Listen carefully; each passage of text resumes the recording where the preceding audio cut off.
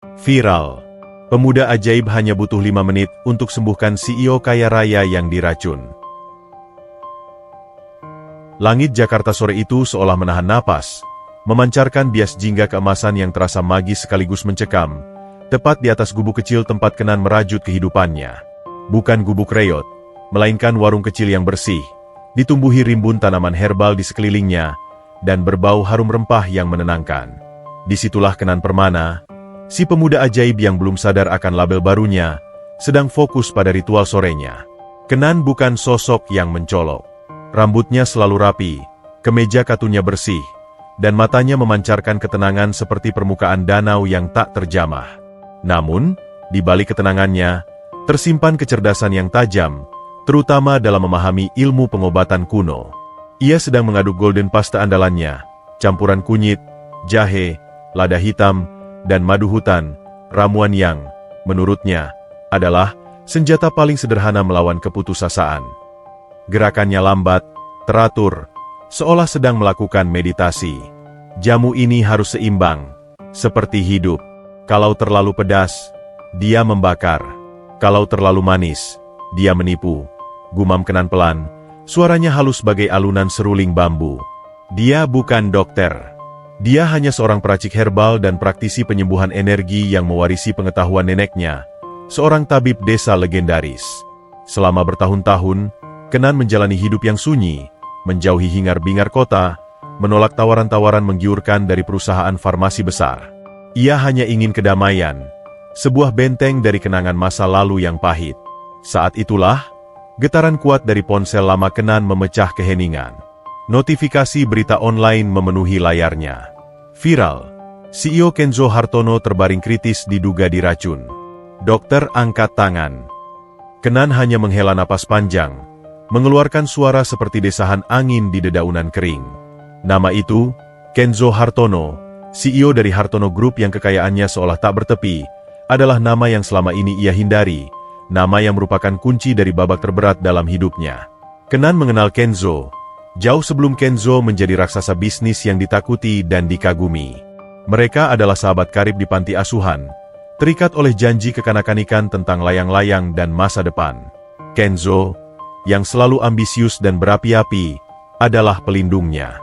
Sementara Kenan, yang tenang dan penuh empati, adalah jangkar bagi jiwa Kenzo yang meledak-ledak. Hingga insiden kebakaran itu merenggut segalanya. Kasian sekali, gumam Kenan. Hatinya mencelos melihat foto Kenzo yang tampak lemah dalam bingkai berita. Meskipun terluka oleh pengkhianatan di masa lalu, Kenan tidak pernah menyimpan kebencian.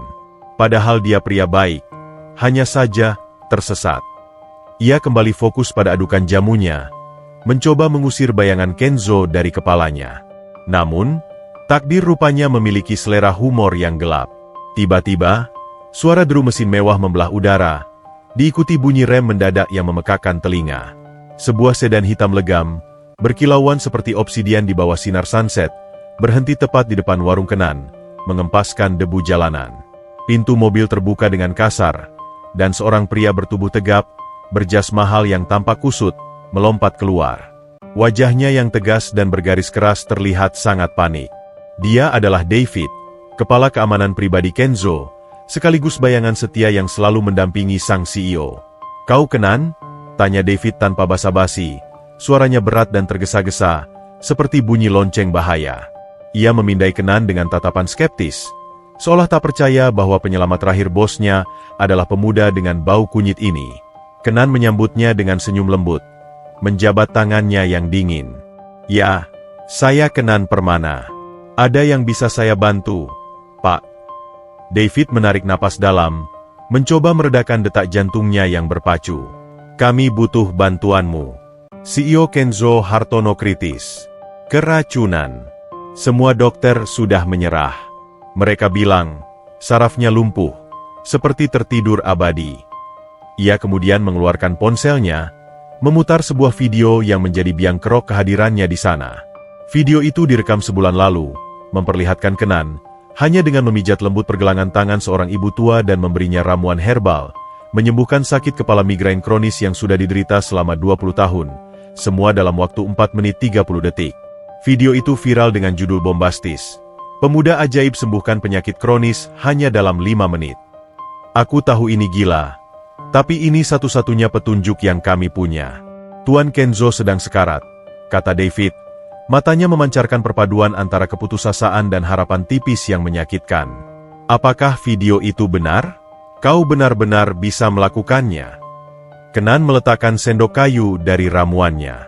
Saya hanya seorang peracik herbal dan praktisi holistik, Pak David. Teknik saya berfokus pada keseimbangan energi tubuh, bukan pada pengobatan racun kimia. Racun adalah perang yang berbeda. Kami tidak punya waktu untuk filosofi, Kenan. David meninggikan suaranya. Frustrasi menyelimuti suaranya. Nyawanya dipertaruhkan.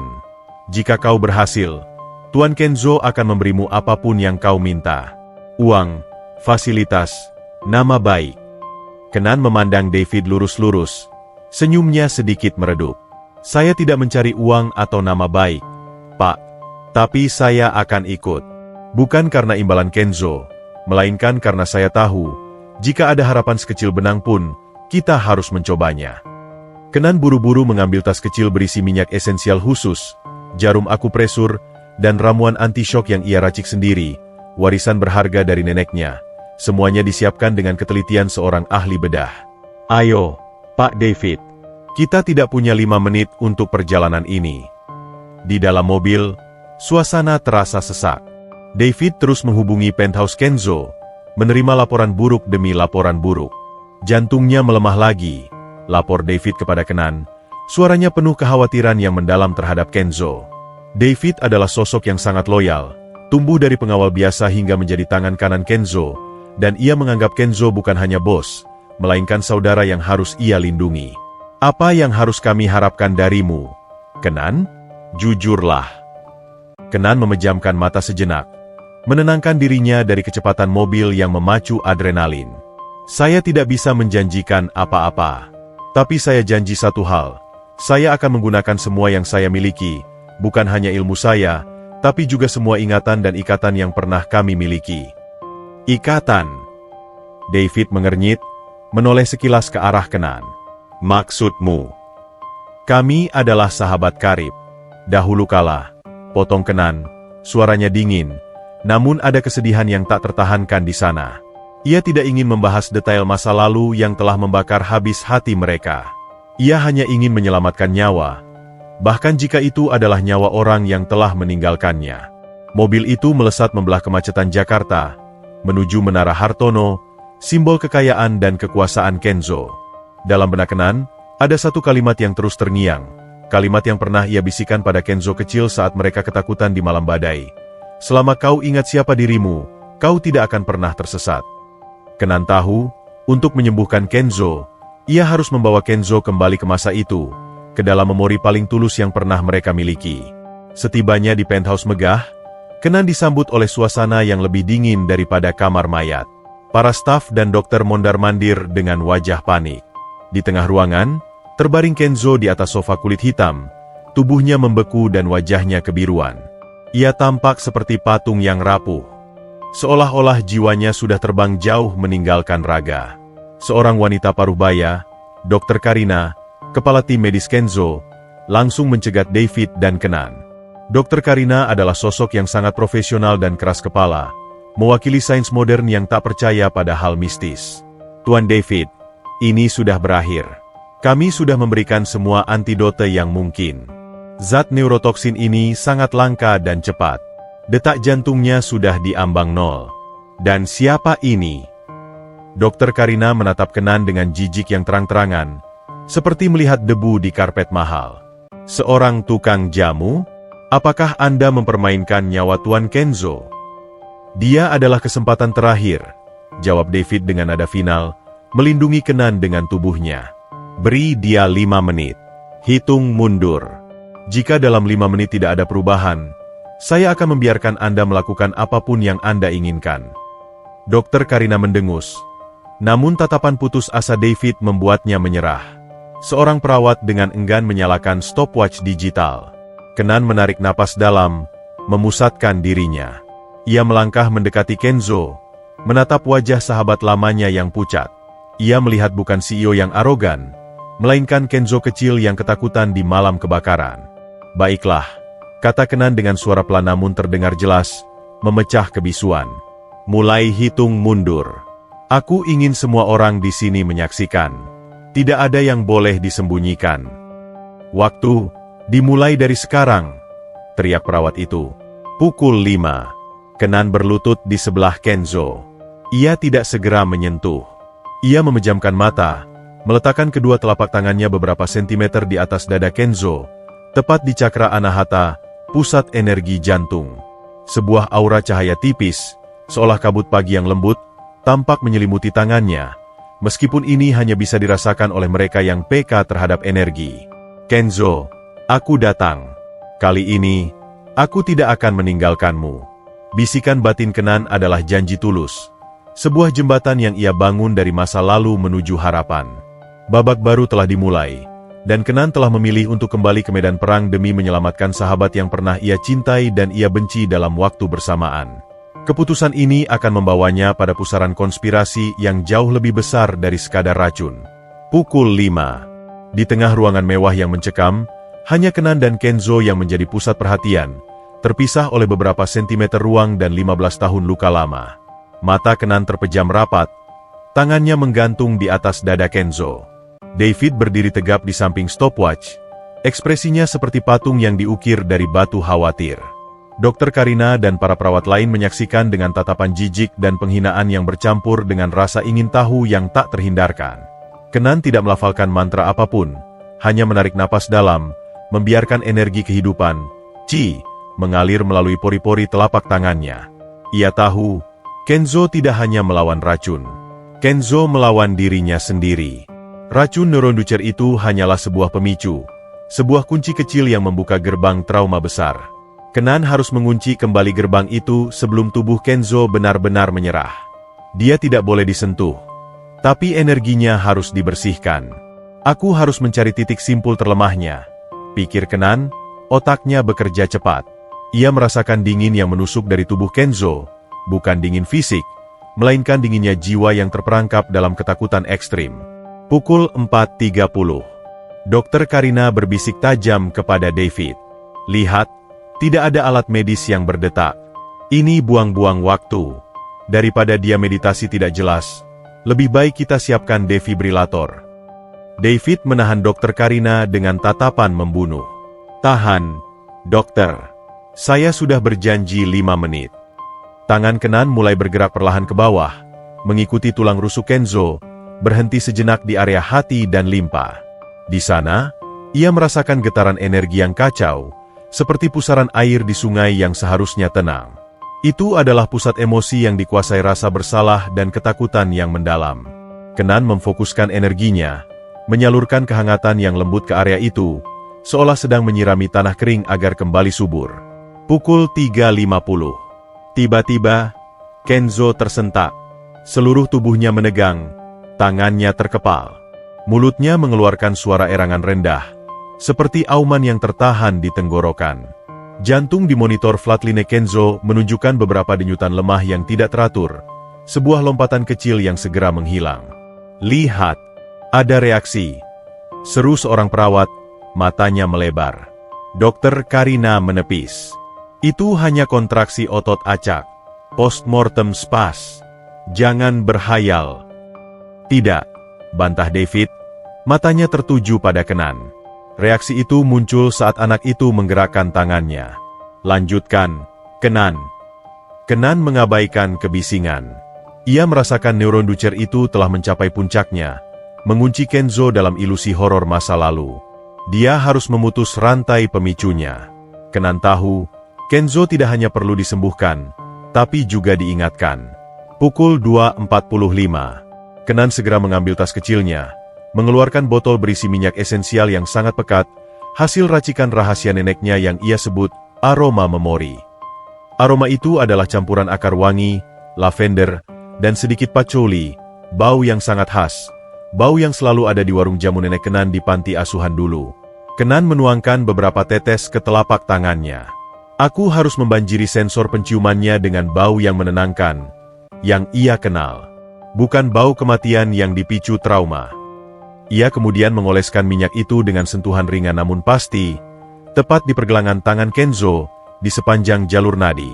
Seketika, reaksi Kenzo berubah drastis. Tegangan di tubuhnya mengendur. Napasnya, yang tadinya hanya berupa hembusan tersengal, kini menjadi sedikit lebih teratur.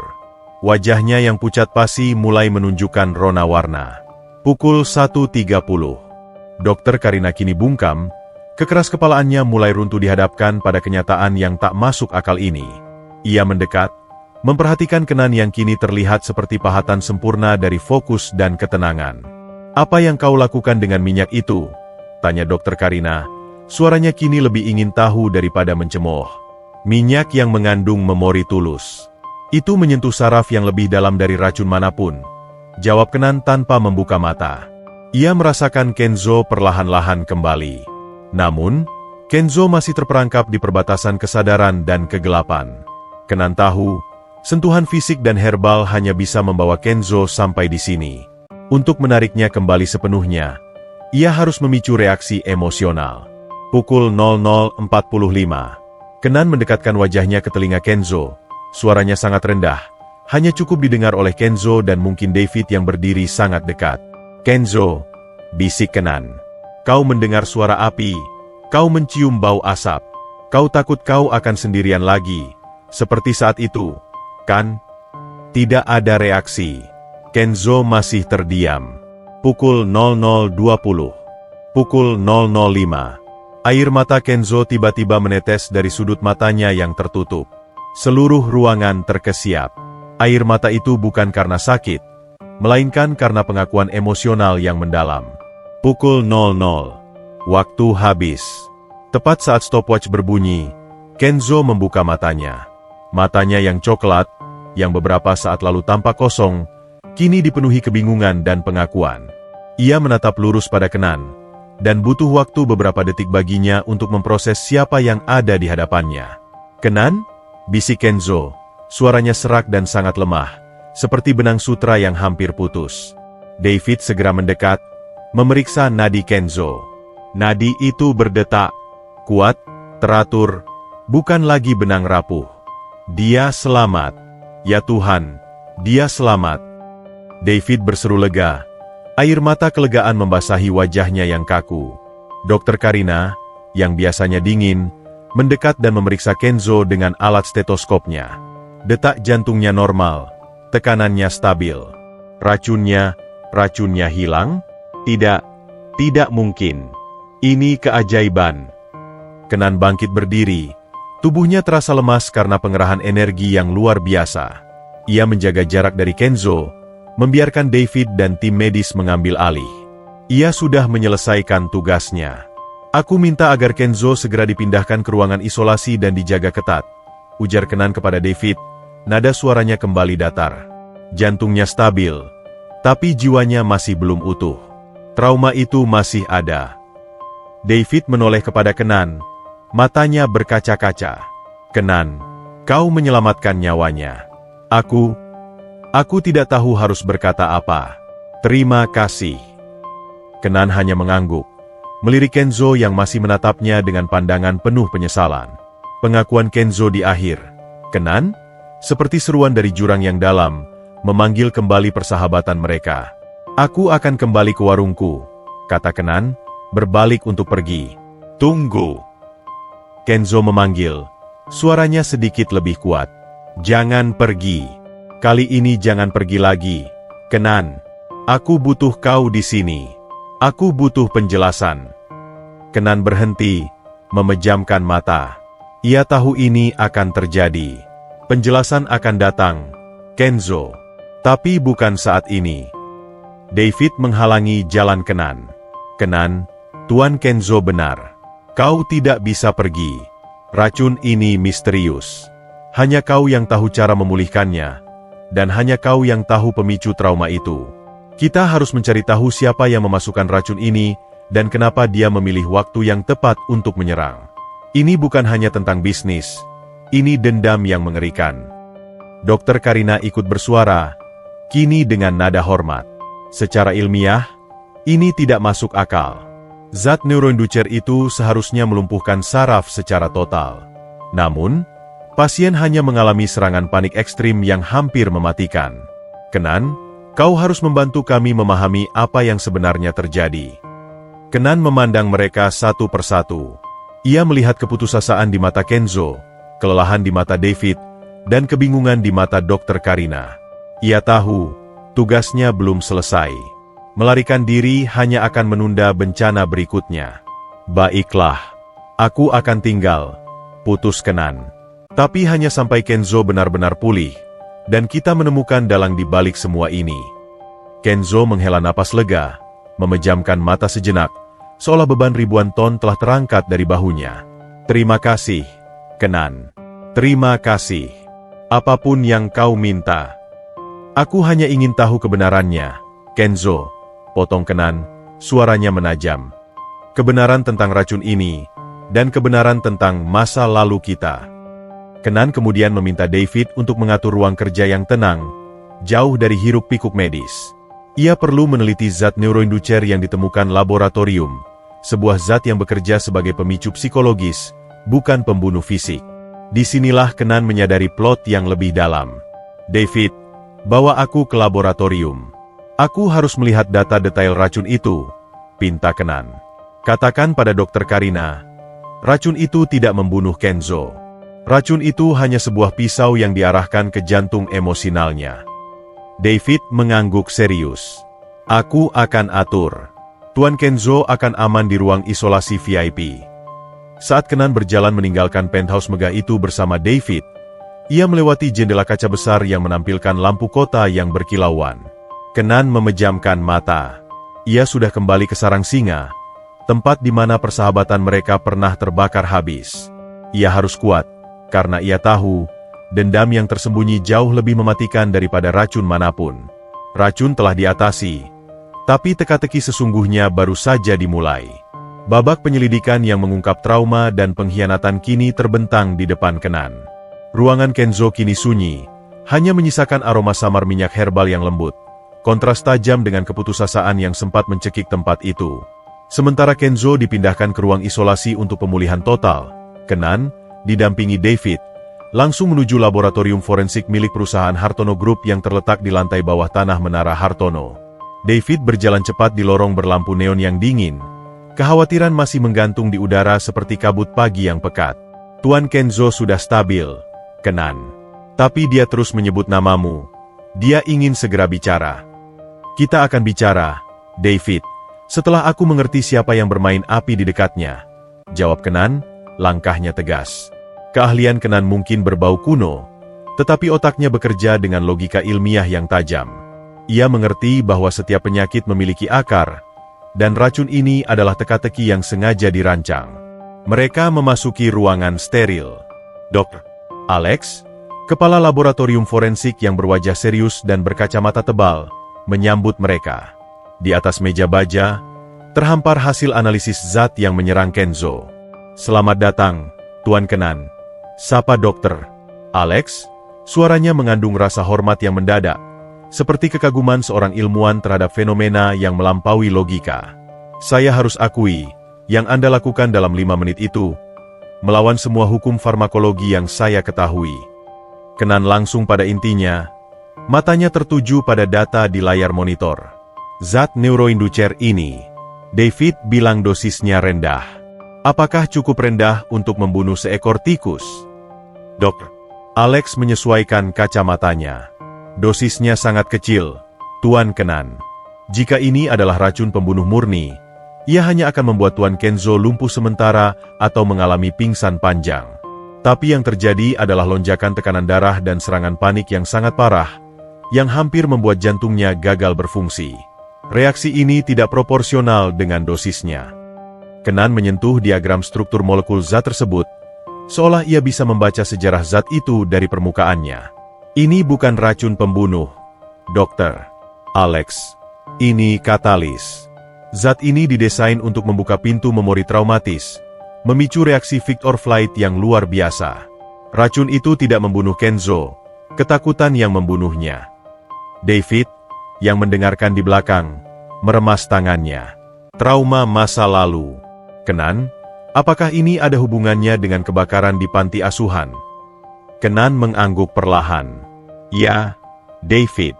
Kenzo tidak takut mati. Dia takut terbakar dan ditinggalkan.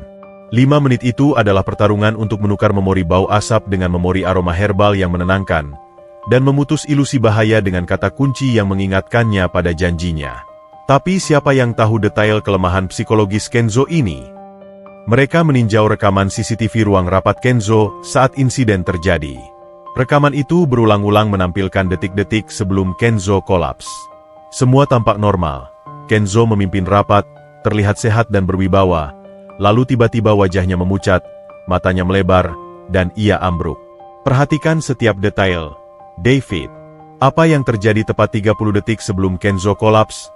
Pinta Kenan. Kita cari pemicu sensorik. Mereka memutar ulang rekaman itu dalam gerakan lambat, mencari petunjuk sekecil apapun. Fokus Kenan tertuju pada satu sosok. Maya, sekretaris Kenzo, yang terlihat gugup dan buru-buru membereskan meja. Lihat tangan Maya. Kenan menunjuk dengan ujung pena. Dia memegang botol hand sanitizer, warna biru. Dan perhatikan suaranya. Dokter. Alex, fokuskan rekaman audionya. Dok. Alex dengan cepat memperbesar volume audio. Terdengar samar, di tengah hiruk-pikuk rapat, suara krek pelan, diikuti oleh bunyi gesekan logam yang menusuk. Kenan menutup mata sejenak, mengaitkan potongan-potongan mozaik yang membara di benaknya. Bau alkohol kuat dari hand sanitizer itu, bagi Kenzo yang baru terpapar neuroinducer, bisa disalahartikan oleh otaknya sebagai bau bahan bakar yang terbakar. Dan suara gesekan logam itu. David menyelesaikan kalimatnya dengan suara tertahan.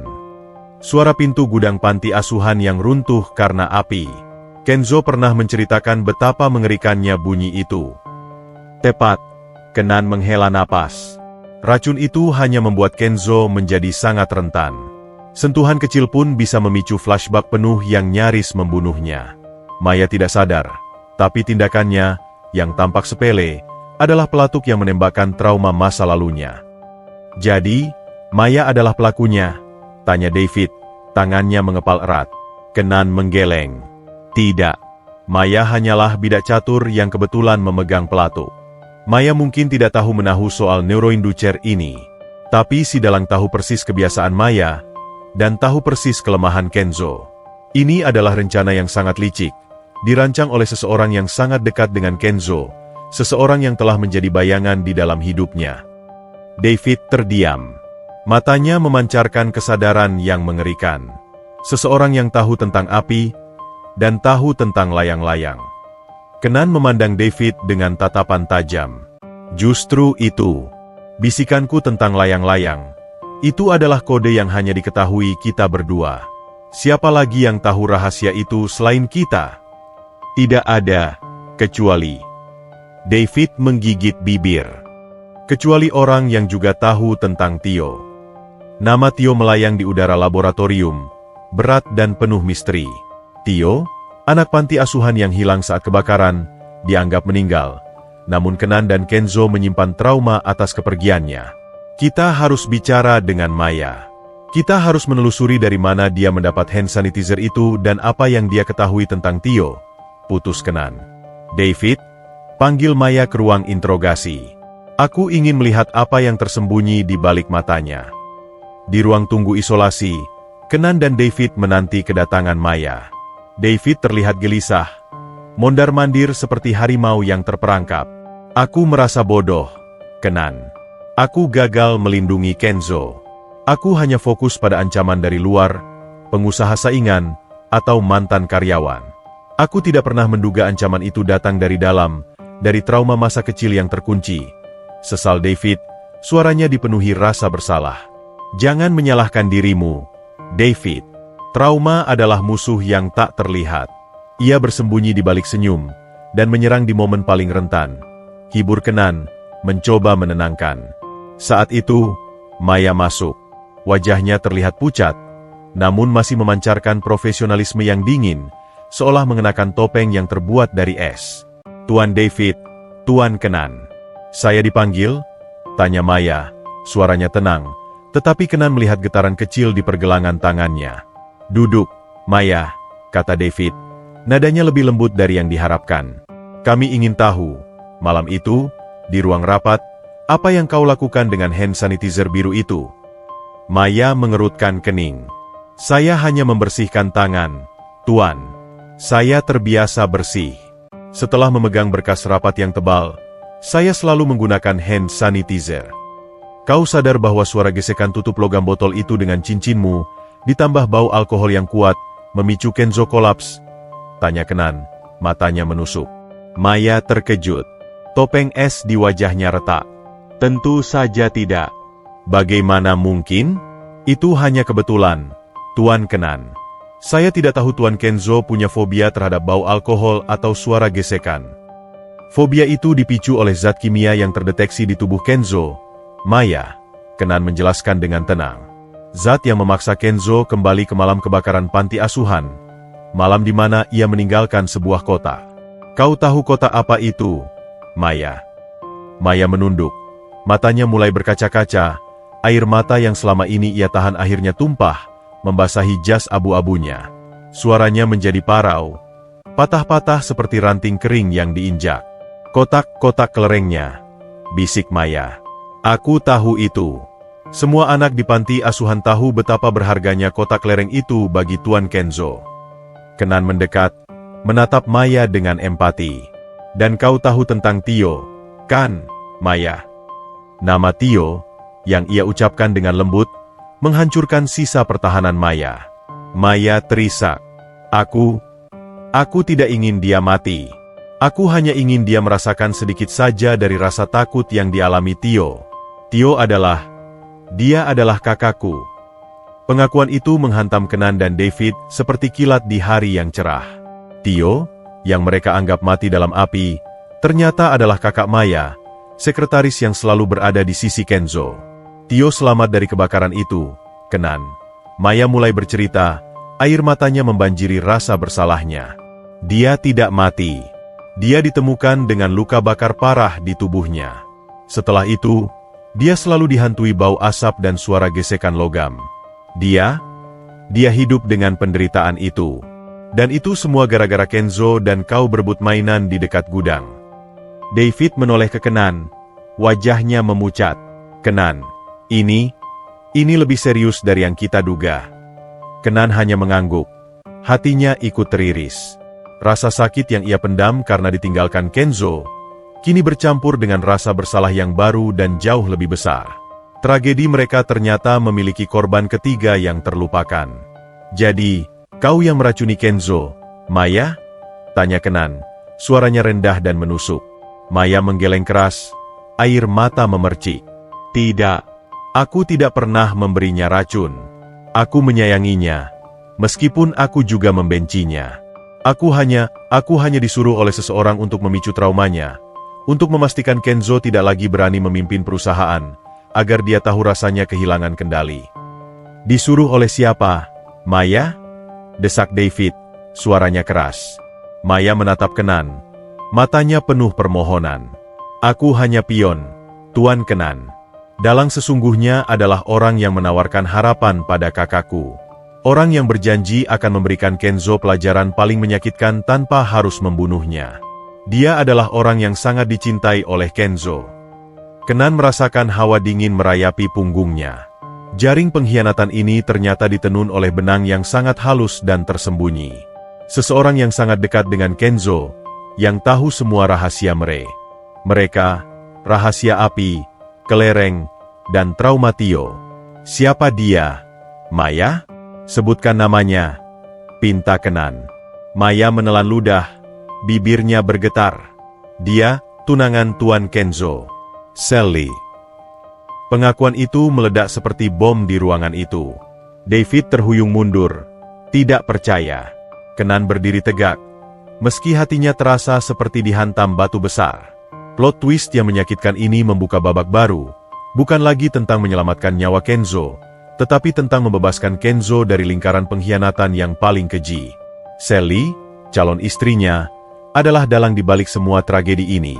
Pengakuan Maya menggantung di udara ruang interogasi, meninggalkan rasa pahit yang menyesakan. Nama Sally, tunangan Kenzo, berdering di telinga Kenan dan David seperti lonceng malapetaka. Kenan segera meminta David untuk menahan Maya dalam pengawasan, bukan sebagai tahanan, melainkan sebagai saksi kunci yang rentan. Ini bukan hanya dendam, David. Ini konspirasi yang luar biasa dingin, ujar Kenan, sambil berjalan cepat menuju ruang isolasi Kenzo. Sally adalah pewaris perusahaan saingan Hartono Group. Memasukkan racun yang tidak mematikan, tapi melumpuhkan Kenzo secara mental, memungkinkan dia untuk mengambil alih aset dan bisnis Kenzo tanpa dicurigai. Tunangannya sendiri. David menggeleng tak percaya. Wajahnya diselimuti awan gelap. Aku sudah mengenalnya setahun ini. Dia tampak begitu mencintai Kenzo. Dia adalah malaikat yang sempurna. Bayangan yang paling gelap seringkali bersembunyi di bawah cahaya yang paling terang, balas Kenan. Kesempurnaan itu yang harus kita curigai. Hanya dia yang tahu segala detail intim tentang Kenzo, kapan dia lemah, apa kebiasaan Maya, dan yang terpenting, dia adalah satu-satunya orang dewasa yang Kenzo percayai saat ini. Mereka tiba di depan pintu ruang isolasi Kenzo. Kenzo, meskipun baru pulih, tampak duduk tegak di tempat tidurnya. Matanya terlihat lelah. Tetapi ada nyala api yang kembali menyala, nyala keingintahuan dan rasa sakit. Kenan, David, masuk! Perintah Kenzo, suaranya masih sedikit serak, namun otoritasnya sebagai CEO tak luntur. Aku mendengar semuanya. Aku mendengar suaramu saat aku hampir pergi. Aku mendengar kata-kata itu. Layang-layang. Katakan padaku, Kenan, apakah kau yang melakukan ini? Apakah kau kembali untuk membalas dendam karena aku meninggalkanmu sendirian malam itu? Kenan mendekat dan duduk di kursi samping tempat tidur Kenzo. Matanya menatap Kenzo lurus-lurus. Tidak ada kebencian, hanya kejujuran yang menenangkan. Aku kembali bukan untuk menghancurkanmu, Kenzo. Aku kembali untuk menyelamatkanmu, jawab Kenan. Jika aku ingin balas dendam, aku hanya perlu membiarkanmu pergi dalam 5 menit itu, atau memasukkan racun yang lebih kuat. Tapi aku datang, aku menyembuhkanmu, dan aku membawamu kembali dengan kode masa lalu kita. Kenzo memalingkan wajah. Lalu, siapa? Kenapa semua ini terasa begitu pribadi? Kenan? Racun itu bukan hanya serangan fisik. Itu serangan ke memori. David kemudian masuk dan memberikan laporan dengan hati-hati, memulai dari pengakuan Maya. Tuan Kenzo, kami menahan Maya. Dia mengaku Tio, anak panti asuhan yang hilang, adalah kakaknya. Dia hanya pion yang disuruh untuk memicu trauma Anda. Dan dia menyebut nama Sally. Suasana di ruangan itu membeku. Kenzo terdiam. Wajahnya yang baru saja pulih kembali pucat. Maya berbohong. Kenzo berbisik. Suaranya tak lebih dari desahan. Sally tidak mungkin. Kami akan menikah. Dia mencintaiku. Cinta atau ambisi, Kenzo? Tanya Kenan. Suaranya lembut namun tajam, menusuk tepat di jantung keraguan Kenzo. Sally adalah pewaris saingan bisnismu. Dia tahu kau rentan. Dia tahu Tio adalah bayangan hitam di masa lalumu. Dan dia memanfaatkan itu dengan bantuan neuroinducer. Kenzo bangkit dari tempat tidur. Amarahnya mulai memuncak, menolak kenyataan yang terasa seperti air raksa yang dingin. Kau menuduh tunanganku. Kau pergi dariku 15 tahun lalu, menghilang tanpa kata, dan sekarang kau kembali dan menuduh satu-satunya orang yang peduli padaku saat aku sukses. Kenan, aku butuh bukti. Aku juga tidak ingin mempercayainya, Kenzo. Tapi inilah kebenaran pahit yang harus kau telan, kata Kenan. David, kita perlu mengumpulkan semua bukti yang mengaitkan Sally dengan Tio dan pembelian zat kimia.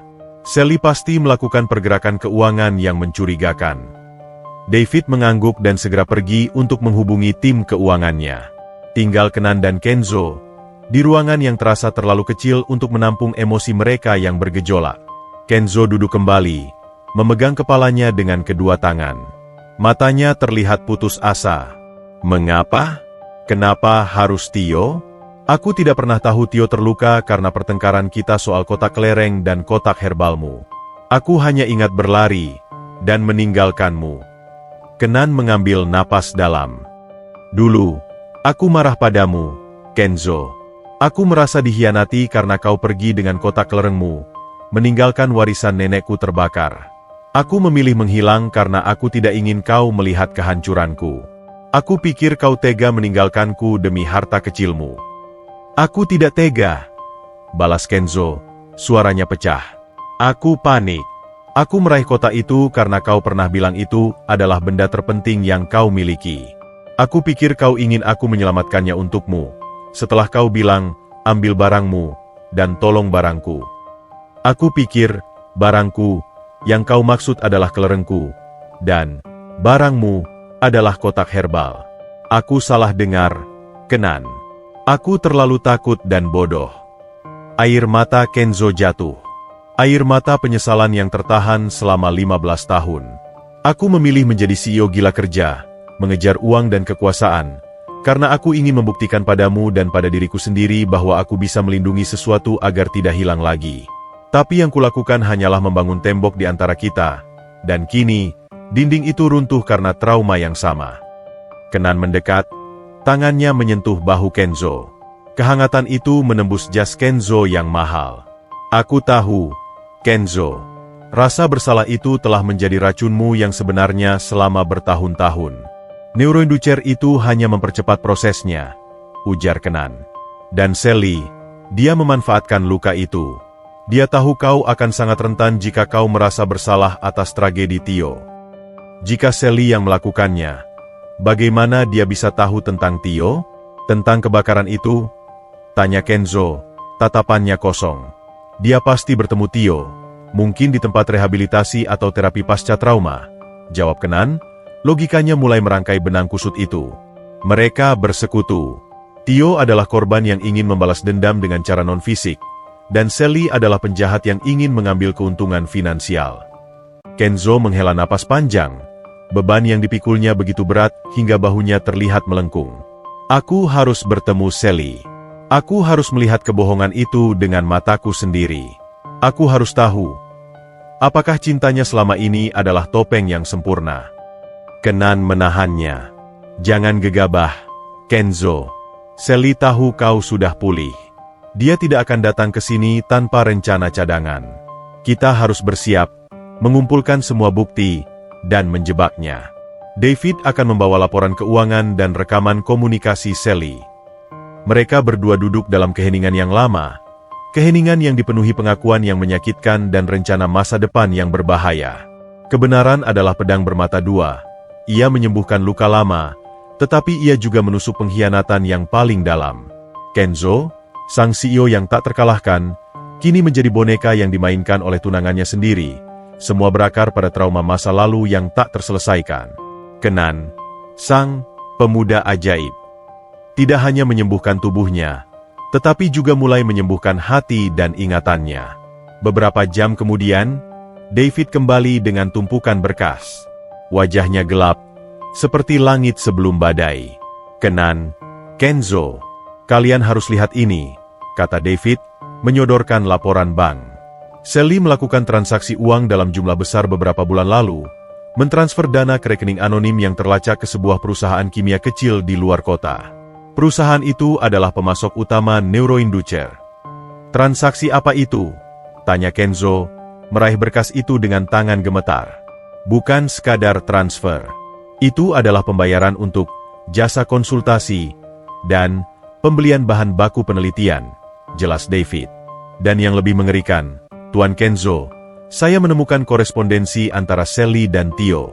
Sally berjanji akan memberi Tio saham besar di Hartono Group setelah Tuan Kenzo mundur karena alasan kesehatan mental. Kenzo menjatuhkan berkas itu. Matanya memerah, jiwanya terasa hampa.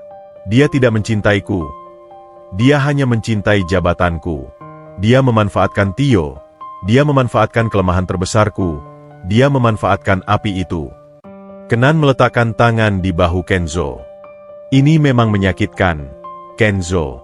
Tapi ini adalah harga yang harus kau bayar untuk lari dari masa lalu. Sekarang, kita harus menghadapi kenyataan. Kau harus bertindak seolah kau masih sakit. Kita akan membuat jebakan. Kenzo menatap Kenan. Di mata Kenan, ia tidak lagi melihat sahabat yang ia tinggalkan, melainkan seorang penyembuh yang membawa cahaya ke dalam kegelapannya. Aku percaya padamu, Kenan, kata Kenzo. Suaranya kini tenang dan penuh ketegasan yang baru. Kekalahan emosionalnya telah berakhir, digantikan oleh tekad seorang pejuang. Apa rencanamu? Kita harus menghentikan Sally sebelum dia bertindak lagi. Aku tidak hanya ingin mengambil kembali perusahaanku, Kenan. Aku ingin Sally melihat bahwa cinta sejati, cinta persahabatan, jauh lebih kuat daripada dendam dan ambisinya. Kenan tersenyum tipis. Senyum yang menjanjikan harapan di tengah badai. Kita akan menggunakan kelemahan terbesarmu, trauma api, sebagai senjata kita. Kita akan menciptakan skenario yang sempurna untuk mengungkap motifnya di depan umum. Dan kau akan berterima kasih kepada Kenzo kecil yang bermain layang-layang di lapangan, karena dialah yang menyelamatkanmu. Setelah menimbang bukti transfer dana dan korespondensi Sally yang ditemukan David, Kenzo akhirnya menerima kenyataan pahit itu. Pengkhianatan Sally, tunangannya, terasa seperti sayatan pisau di punggungnya, tetapi pengakuan Kenan dan kesalahpahaman masa lalu menjadi air penawar yang perlahan menyembuhkan. Kita harus bergerak cepat, Kenan. Aku tidak bisa membiarkan Sally bertindak lebih jauh. Hari ini, dia mengirim pesan ke Dewan Direksi bahwa aku masih dalam kondisi kritis dan membutuhkan wali sementara. Ujar Kenzo, suaranya dipenuhi amarah yang terkontrol. Ia kini mengenakan robe tidur, tampak lebih santai namun matanya memancarkan perhitungan tajam seorang CEO yang terluka. Itulah yang kita tunggu, Kenzo, balas Kenan, menyusun rencana di atas meja. Kita akan menggunakan kelemahanmu sebagai kekuatanmu. Sally akan datang ke sini. Dia akan datang sebagai malaikat penyelamat, mencoba mengambil simpati Dewan dan tentu saja, mengambil aset. David masuk, membawa teh herbal hangat buatan Kenan. Sally baru saja menelepon. Dia bilang akan datang malam ini, membawa pengacara perusahaan, dan meminta tanda tangan Anda untuk penunjukan wali sementara yang dia siapkan. Tentu saja, wali itu adalah dia sendiri. Sempurna, Kenan tersenyum tipis. Sebutkan padaku satu detail kecil tentang Sally, Kenzo. Sesuatu yang membuatnya percaya diri, yang tidak diketahui orang lain. Kenzo memutar kenangan tentang tunangannya yang kini terasa asing. Sally selalu percaya bahwa dia lebih cerdas dan manipulatif daripada aku. Dia sering bilang, aku tahu cara memenangkan permainan pikiran, Kenzo, sementara kamu terlalu emosional. Itu kelemahan kita, Kenzo, kata Kenan, menyandarkan diri. Kita akan membuatnya berpikir dia telah menang, bahwa neuroinducer itu berhasil merusak mentalmu secara permanen. Sebelum mereka membahas detail jebakan, Kenzo memegang lengan Kenan, tatapannya memohon. Sebelum badai ini datang, Kenan, bisakah kita bicara tentang api itu? Aku harus meluruskan ingatan yang salah. Kenan mengangguk. Ia tahu, penyembuhan sejati Kenzo tidak akan terjadi sampai mereka berdua menghadapi bayangan masa lalu itu bersama-sama. Kenzo memulai narasinya. Suaranya kembali ke suara Kenzo kecil yang ketakutan. Saat api menjilat gudang panti asuhan, kepanikan seolah menelan semua udara. Kau berteriak, Kenan. Kau berteriak bahwa kita harus lari. Aku ingat kau menyambar kotak kelerengku, dan aku meraihnya kembali. Lalu, kau berteriak lagi, ambil barangmu, dan tolong barangku. Air mata kembali membasahi mata Kenzo. Aku melihat api besar melalap lemari tempat kotak herbal nenekmu berada. Aku pikir kau ingin aku menyelamatkan kelerengku, karena itu adalah yang terdekat denganku, dan kau akan menyelamatkan kotak herbalmu. Tapi saat itu, Tio, yang kukira sudah lari, malah kembali masuk gudang. Dia mencoba memadamkan api yang sudah terlalu besar. Aku tidak melihatnya lagi setelah itu. Aku terlalu takut, Kenan. Aku berlari. Aku lari bersama kelerengku, dan aku tidak pernah melihat ke belakang. Kenan mendengarkan dengan hati yang berat. Aku tidak menyalahkanmu karena takut, Kenzo. Tapi saat itu, barangku, yang kumaksud adalah Tio. Aku melihat Tio masuk kembali. Aku berteriak, ambil barangmu, kotak kelerengmu, dan tolong barangku, Tio. Aku tahu kau tidak bisa menyelamatkan kotak herbal itu lagi. Tapi yang kau dengar hanya kelereng. Kenzo memukul kasur dengan tinjunya. Rasa bersalahnya kini sejelas kristal yang pecah. Ya Tuhan, kesalahpahaman yang bodoh, Kesalahpahaman yang memakan kita selama 15 tahun, dan membakar Tio. Aku meninggalkanmu, dan aku juga meninggalkan Tio dalam api itu. Kau tidak meninggalkanku, Kenzo, bantah Kenan dengan tegas. Kau hanya salah dengar, dan kau panik. Aku yang memilih menghilang, bukan karena aku membencimu, tapi aku tidak ingin melihatmu hidup dalam rasa bersalah yang kau tunjukkan padaku. Aku ingin kau fokus pada impianmu. Kenan tersenyum pahit. Aku ingin kau sukses, sehingga kau bisa membuktikan bahwa kelereng yang kau pilih lebih berharga daripada semua uang di dunia. Aku ingin melihatmu bahagia, meskipun hatiku sakit. Kenzo menatap Kenan. Aku tidak pernah bahagia, Kenan. Kekayaan ini adalah istana es yang dingin. Aku selalu mencari cara untuk mengisi kekosongan yang kau bawa pergi. Kau adalah jangkar bagiku, Kenan. Dan saat kau pergi, jiwaku hanyut. Dialog yang tulus dan penuh pengakuan itu menjadi momen terpenting dalam penyembuhan Kenzo. Trauma Tio terungkap, dan retakan dalam persahabatan mereka mulai tertutup oleh kejujuran. Mereka berdua menyadari bahwa mereka adalah korban dari kepanikan dan kesalahpahaman yang kini dimanfaatkan oleh Sally. Baiklah, kata Kenzo, berdiri dengan ketegasan baru. Aku sudah lega. Masa lalu sudah tuntas. Sekarang, saatnya menghadapi pengkhianatan di masa kini. Mereka menyusun rencana. Kenzo akan berpura-pura bahwa pemulihannya hanya sementara, dan ia masih menderita paranoia akibat serangan neuroinducer. Sally harus melihatku sebagai mangsa yang lemah dan ketakutan. David, segera hubungi Dr. Karina. Minta dia untuk merilis pernyataan palsu bahwa Kenzo masih harus menjalani perawatan intensif dan kondisi mentalnya belum stabil. Instruksi Kenan. David segera menghubungi Dr. Karina, yang kini sangat kooperatif setelah menyaksikan keajaiban 5 menit Kenan. Dan Kenan, aku butuh kau ada di sini saat Sally datang, pinta Kenzo. Kehadiranmu membuatnya tidak nyaman. Dan kita akan membuat dia merasa semakin tidak nyaman dengan menampilkan Tio. Kenan menggeleng. Tio tidak boleh tahu rencana kita. Dia terlalu rentan terhadap Sally dan dendamnya. Cukup Maya yang menjadi umpan kita. Kita harus memutus jaringan Sally Tio. Lalu, apa umpan utamanya? Tanya Kenzo. Kenan tersenyum misterius. Umpannya adalah warisan. Kau akan memberikannya apa yang paling dia inginkan. Kekuasaan atas Hartono Group, tetapi dengan satu syarat. Sore berganti malam, dan penthouse itu terasa seperti panggung teater yang siap mementaskan drama pengkhianatan. Kenzo berpura-pura lemah, berbaring di tempat tidur. Wajahnya sedikit pucat dengan keringat buatan yang disiapkan oleh perawat. Kenan bersembunyi di balik pintu kamar, siap mendengarkan setiap bisikan pengkhianatan. David berjaga di luar, mengamankan perimeter. Pukul 8 malam, Sally tiba, anggun dalam balutan gaun malam emerald yang menawan, didampingi pengacaranya yang tampak dingin. Sally terlihat sebagai sosok yang sempurna, dengan senyum yang manis dan mata yang memancarkan kekhawatiran yang dibuat-buat. "Oh, Kenzoku," bisik Sally, mendekat dan menggenggam tangan Kenzo dengan kehangatan palsu. "Aku sangat khawatir. Kau masih terlihat sangat lemah." Kenzo mendesah lemah. Aku tidak tahu apa yang terjadi padaku, sayang. Saat aku melihat cermin, aku melihat api. Aku takut aku gila. Aku takut aku tidak bisa lagi memimpin perusahaan." "Tentu saja, Kenzo. Jangan khawatir," Sally berkata dengan suara menenangkan, seperti melodi yang mematikan. Ia mengeluarkan berkas penunjukan wali sementara. "Itulah mengapa aku membawa ini. Aku ingin memastikan perusahaanmu aman, dan kau bisa fokus pada penyembuhanmu. Aku akan menjadi walimu, mengelola asetmu. Aku akan menjadi perpanjangan tanganmu, sayang." "Tapi, pengacara perusahaan?" Kenzo bertanya dengan nada ragu. "Dia sudah siaga, darling. Hanya perlu tanda tanganmu, dan semua akan aman."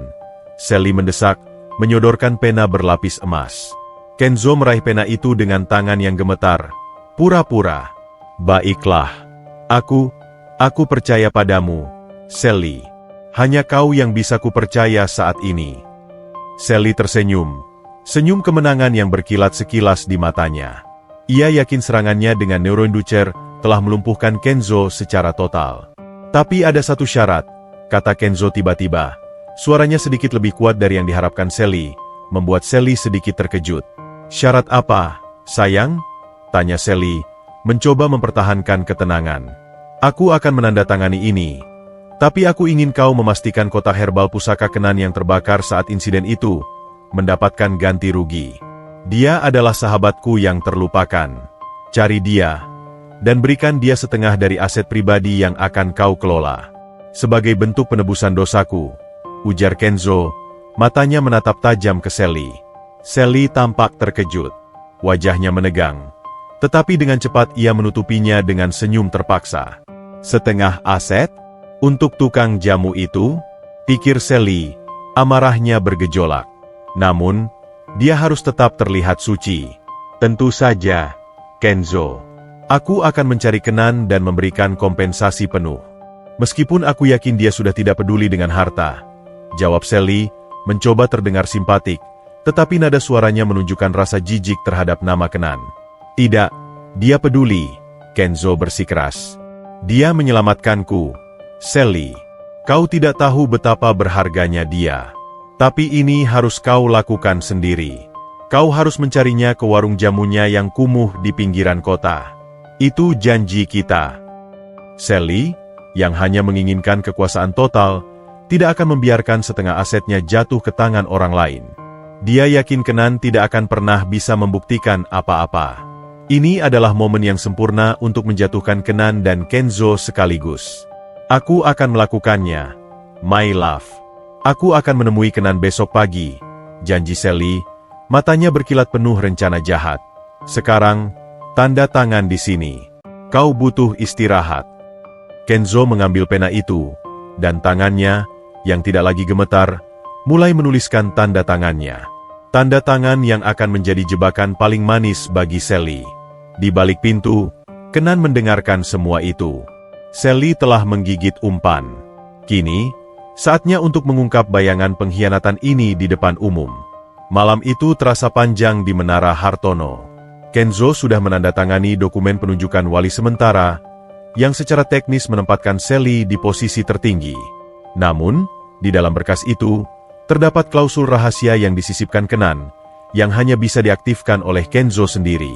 Sally, dalam keserakahannya yang membabi buta, tidak membacanya secara teliti. Di ruang isolasi Kenzo, suasana kini dipenuhi ketenangan yang tegang. Kenzo, meskipun baru saja menghadapi pengkhianatan terberat dalam hidupnya, terlihat lebih damai karena beban kesalahpahaman masa lalu dengan Kenan telah terangkat. Sally akan bertindak bodoh besok, Kenan. Dia tidak akan pernah mau memberikan setengah asetku kepadamu, kata Kenzo, menyesap teh herbal yang diracik Kenan. Dia akan datang ke warungmu, bukan untuk memberi uang, tapi untuk mengancammu agar kau menjauh. Dan saat itulah kita akan menangkapnya, balas Kenan, matanya menyala. Dia harus menunjukkan motifnya di depan umum.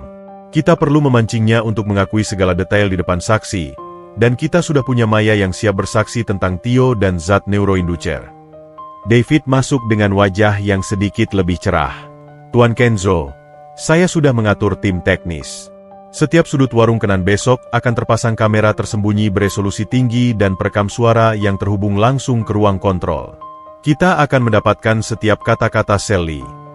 Tiba-tiba, Kenzo menerima pesan terenkripsi di ponselnya. Pesan itu tidak berasal dari Sally atau David, melainkan dari nomor tak dikenal. Isi pesannya adalah, CEO akan pulih, tapi ia tidak akan pernah lepas dari apinya. Api yang sama akan membakar warisanmu. Jauhi Sally, fokus pada Tio. Dia lebih berbahaya dari yang kau kira. Pesan itu terasa seperti percikan air dingin yang dilemparkan ke wajah mereka. Kenan dan David segera melihatnya. Siapa ini? Tanya David, keningnya berkerut. Ancaman ini tidak fokus pada bisnis, tapi pada Tio dan api. Ini bukan gaya Sally. Gaya Sally adalah manipulasi halus, bukan ancaman bombastis. Ancaman ini terasa lebih tulus, kata Kenan, menganalisis pesan itu. Ada pihak ketiga. Pihak yang mungkin melihat Sally hanya sebagai bidak. Seseorang yang benar-benar fokus pada dendam atas nama Tio. Kenzo memegang ponsel itu erat-erat. Tio, selama ini, aku hanya fokus pada pengkhianatan Sally dan uangnya. Tapi aku lupa bahwa inti dari semua ini adalah rasa sakit Tio. Aku harus bertemu Tio. Tidak, Kenzo. Tio adalah korban yang rentan dan dimanipulasi. Kenan menolak tegas. Jika kau bertemu Tio sekarang, kau hanya akan memperburuk traumanya dan memberinya kesempatan untuk menyerangmu lagi, secara emosional, atau bahkan fisik jika dia dipengaruhi Sally. Kenzo menghela napas. Lalu, bagaimana kita menghentikan api yang membakar warisanku seperti yang mereka ancam? Kenan berpikir sejenak. Kita harus menggunakan Sally untuk mencapai Tio. Kita akan membuat kesepakatan dengannya besok. Kesepakatan yang akan memaksa Sally memilih antara kekuasaan dan Tio. Keesokan paginya, mentari bersinar cerah, seolah tidak peduli dengan drama gelap yang sedang dipentaskan di Jakarta. Sally, dengan skarf sutra yang mewah dan sikap seorang dermawan yang terhormat, tiba di warung jamu Kenan yang sederhana. Kedatangannya kontras sekali dengan suasana damai di sana. Ia seperti permata mahal yang jatuh ke lumpur. Kenan sudah siap, duduk di bangku kayu kecilnya, meracik teh herbal dengan ketenangan seorang biksu. Di balik tanaman rimbun di sekeliling warung, kamera-kamera kecil merekam setiap sudut, dan David memantau dari sebuah mobil van yang diparkir beberapa blok jauhnya. Sally turun dari mobil mewahnya, ekspresinya dipenuhi rasa jijik yang ia coba sembunyikan dengan senyum penuh kasihan. Tuan Kenan, Kenzo memintaku menemuimu. Sapa Sally, suaranya manis seperti madu yang disajikan di atas racun. Aku turut prihatin dengan kondisi Kenzo. Dan aku mengerti kau telah membantunya. Kenzo adalah pria yang sentimental. Dia ingin aku memberimu kompensasi. Kenan menyodorkan kursi kayu sederhana. Silakan duduk, Nona Sally. Teh kunyit hangat, bagus untuk hati yang sedang gelisah. Sally duduk dengan enggan, menjaga jarak agar gaunnya tidak menyentuh lantai kayu warung. Aku tidak punya banyak waktu. Kenzo memintaku untuk memberimu setengah dari aset pribadinya, warisan, sebagai penebusan masa lalu.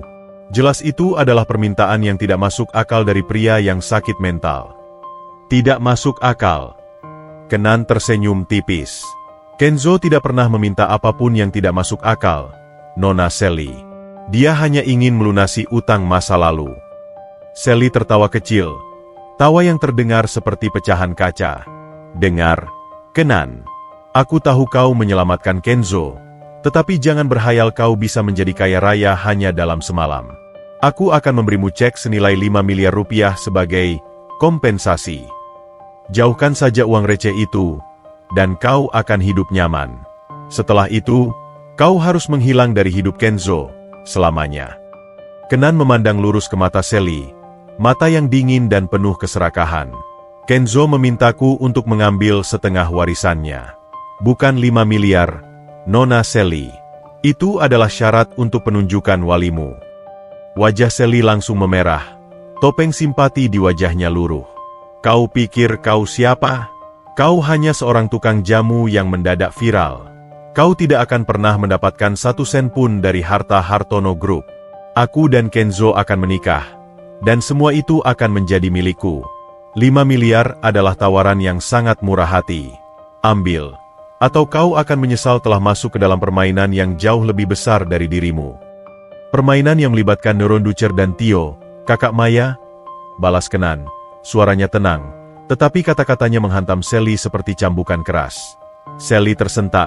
Seluruh tubuhnya menegang, matanya membesar karena terkejut. Apa yang kau katakan? Aku tidak mengerti. Jangan berpura-pura, Nona Sally.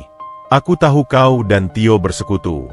Kau menjanjikan Tio pembalasan dendam emosional, dan Tio membantumu mendapatkan Kenzo dalam kondisi mental terburuk. Kau yang membeli zat kimia itu, dan kau yang mengatur Maya sebagai pelatuk yang tidak sadar. Kenzo mungkin sakit, tapi otaknya tidak mati. Ketakutan Sally terlihat jelas, seperti retakan yang menyebar di cermin. Kau tidak punya bukti. Kenzo pasti berhalusinasi. Aku punya bukti transfer dana ke perusahaan kimia, dan aku punya saksi, Maya, kata Kenan, tetap tenang, membiarkan Sally tenggelam dalam kepanikannya. Dan aku tahu motifmu. Kau ingin Kenzo dinyatakan tidak kompeten agar kau bisa menguasai Hartono Group. Itu ambisi, Nona Sally. Tapi kau lupa, keserakahan seringkali lebih mudah dibaca daripada ketulusan. Sally bangkit. Amarahnya sudah diambang ledakan. Baik, aku mengaku. Aku benci Kenzo. Aku benci betapa mudahnya dia sukses sementara aku harus berjuang. Aku menggunakan Tio karena dia adalah senjata sempurna. Dan sekarang, kau akan menjadi orang berikutnya yang aku singkirkan. Kenan tersenyum. Kau baru saja mengakui semuanya, Nona Sally. Di depan kamera. Sally baru menyadari jebakan itu. Matanya menyapu sekeliling, mencari kilatan lensa. Namun, kamera-kamera tersembunyi itu terlalu kecil dan terlalu lihai ditempatkan di balik dedaunan herbal. Seketika, Sally mengubah taktik. Ia mengeluarkan ponselnya, menelepon seseorang dengan tangan gemetar. Tio, rencana B. Kenan tahu segalanya. Habisi dia sekarang. Kenan tahu, rencana B Sally pasti melibatkan ancaman yang lebih fisik. Tiba-tiba, David muncul dari balik semak-semak, pistol bius di tangannya. Permainan berakhir, Nona Sally, kata David dengan nada dingin. Anda di bawah pengawasan karena penipuan, konspirasi, dan percobaan pembunuhan. Kami memiliki rekaman pengakuan Anda. Sally menjerit, mencoba melawan, tetapi David dengan cepat mengamankan tangannya. Namun, di tengah kekacauan itu, ponsel Kenan berdering. Kenzo, yang seharusnya aman di ruang isolasi, menelepon. Kenan. Seseorang mengaktifkan alarm kebakaran lama di ruang server. Itu suara yang sama dengan malam kebakaran panti asuhan. Aku panik. David. Aku butuh kau di sini. Aku. Suara Kenzo terputus, diikuti oleh bunyi benturan keras. Kenan memucat. David, jebakan kita berhasil menangkap Sally, tapi ancaman pihak ketiga itu nyata. Seseorang baru saja menyerang Kenzo di ruang isolasi. Tapi siapa? Sally sudah bersamaku. David berseru panik, sambil mengamankan Sally. Kenan melihat ponsel Sally yang terjatuh saat ia diamankan. Di layar, ada pesan masuk yang baru saja dibaca Sally sebelum ia ditangkap. Jika kau gagal, aku yang akan menyelesaikan apinya. Pengirimnya, Tio. Ternyata, Tio tidak hanya dimanfaatkan oleh Sally. Tio juga memanfaatkan Sally sebagai umpan agar ia bisa beraksi sendiri. Dendam Tio jauh lebih membara dan terencana. Ancaman pihak ketiga itu adalah Tio, yang kini telah memasuki Menara Hartono, menggunakan trauma Kenzo sebagai senjata pamungkasnya. Kenan menatap David dengan tatapan yang menyiratkan bahaya besar. Aku akan kembali ke sana. Kau amankan Sally dan Maya. Tio ada di dalam. Dan kali ini, dia tidak hanya ingin Kenzo lumpuh. Dia ingin membakar Kenzo hidup-hidup, seperti yang terjadi padanya. Teriakan Kenzo yang terputus di ujung telepon masih menggema di telinga Kenan. Alarm kebakaran lama di ruang server. Itu adalah pemicu sempurna untuk Kenzo yang baru saja diselamatkan dari serangan neuroinducer yang memicu trauma api. Tio telah menggunakan skenario terburuk Kenzo sebagai senjata. David, bawa Sally dan Maya ke ruang pengawasan paling aman. Aku naik sekarang. Perintah Kenan, melesat ke mobil David, meninggalkan warungnya yang damai. Aku ikut. Kenan. Kenzo adalah tanggung jawabku. David bersikeras, melepaskan Sally ke tangan petugas keamanan cadangan. Tidak, David. Kau amankan saksi dan bukti. Aku lebih cepat sendirian, dan Tio hanya akan melukaiku secara emosional, tapi Kenzo akan mati ketakutan di sana. Kita punya perjanjian. David, kita bawa Kenzo pulang ke lapangan layang-layang itu. Kenan berteriak. Sudah menancap gas mobil David menuju Menara Hartono. Perjalanan itu terasa seperti melintasi lorong waktu, kembali ke malam 15 tahun lalu. Kenan menyadari bahwa Sally hanyalah cangkang. Inti dari semua kejahatan ini adalah rasa sakit dan dendam Tio, korban yang terlupakan. Tio tidak ingin uang. Dia ingin Kenzo merasakan horor yang sama, melihat dunia terbakar dalam ketakutan. Setibanya di Menara Hartono, Kenan menerobos masuk. Alarm kebakaran yang dibunyikan Tio berbunyi nyaring, menciptakan gaung yang mengerikan. Meskipun tidak ada api fisik, suasana panik menyelimuti lobi. Kenan berlari menaiki tangga menuju ruang isolasi Kenzo di lantai atas, menghindari lift yang sengaja dinonaktifkan Tio untuk mengisolasi Kenzo. Napasnya memburu, tetapi pikirannya tetap fokus. "Kenzo, bertahanlah," gumam Kenan. "Kau harus ingat, itu hanya suara." Sampai di lantai ruang isolasi, Kenan melihat kekacauan. Pintu ruang isolasi terbuka paksa. Tio, yang wajahnya masih dipenuhi bekas luka bakar parah dan kini disamarkan oleh topi dan masker, berdiri di atas Kenzo yang meronta-ronta ketakutan di lantai. Tio tidak membawa senjata api, melainkan sebuah speaker portabel yang memancarkan suara rekaman mengerikan. Suara kayu patah, pecahan kaca, dan teriakan yang diselingi dengan alarm kebakaran yang memekakan telinga. Di tangan Tio, ada botol kecil yang Kenan kenal, minyak bahan bakar. Tio tidak ingin Kenzo diracuni. Dia ingin Kenzo terbakar dalam realitas traumanya. "Kau ingat suara ini, Kenzo?" teriak Tio. Suaranya dipenuhi kebencian dan keputusasaan yang dalam. "Ini adalah musik yang kudengar setiap malam. Suara pintu gudang yang runtuh saat kau dan Kenan lari demi kelereng sialan itu." Kenzo terkapar di lantai. Tubuhnya bergetar hebat. Ia tidak melawan secara fisik. Ekspresinya menunjukkan ketakutan yang melumpuhkan, seolah ia benar-benar melihat api yang menjilat dirinya. "Jangan. Aku tidak mau. Kenan. Jangan tinggalkan aku." Kenzo menjerit, kembali ke memori masa kecilnya yang paling gelap. "Kenan tidak bisa menolongmu lagi," raung Tio, bersiap menyiramkan minyak bahan bakar ke lantai. "Kalian berdua egois. Kalian biarkan aku terbakar. Sekarang, mari kita lihat, apakah Golden Boy ini bisa menahan panasnya dendam yang sudah 15 tahun ku pendam." "Hentikan, Tio!" Kenan berteriak, suaranya keras, namun penuh rasa sakit. Kenan melompat ke tengah mereka. Tangannya terentang di antara Kenzo dan Tio. Ia tidak melawan Tio. Ia hanya berdiri di sana, menjadikannya perisai hidup. "Lihat aku, Tio, bukan Kenzo. Aku juga ada di sana malam itu. Aku yang berteriak meminta tolong. Aku yang meninggalkanmu karena aku juga panik." Kenan menjerit, membiarkan rasa bersalah yang lama ia pendam meledak. Tio tertegun, melihat Kenan. Kebenciannya sedikit mereda, digantikan oleh kebingungan. Kau yang tukang jamu itu? Kenan? Kalian bersekutu untuk meninggalkanku. Aku membencimu. Aku tahu kau membenciku, Tio. Dan kau berhak." Kenan mengambil langkah maju, membiarkan Tio melihat ketulusan di matanya. Tapi Kenzo tidak sepenuhnya salah. Dia hanya salah dengar. Dia berpikir dia menyelamatkanku dengan mengambil kotak kelerengku, seperti yang aku katakan. Kebakaran itu adalah kecelakaan yang memakan kita semua, Tio, bukan kesengajaan. Kenan berlutut di depan Tio, memandang bekas luka bakar di wajah Tio yang selama ini ditutupinya. "Sally memanfaatkan rasa sakitmu, Tio. Dia yang membantumu dengan neuroinducer agar Kenzo kembali lumpuh seperti malam itu. Tapi dia melakukannya demi kekuasaan. Dia tidak peduli denganmu. Dia hanya peduli dengan warisan Kenzo." Tio ragu.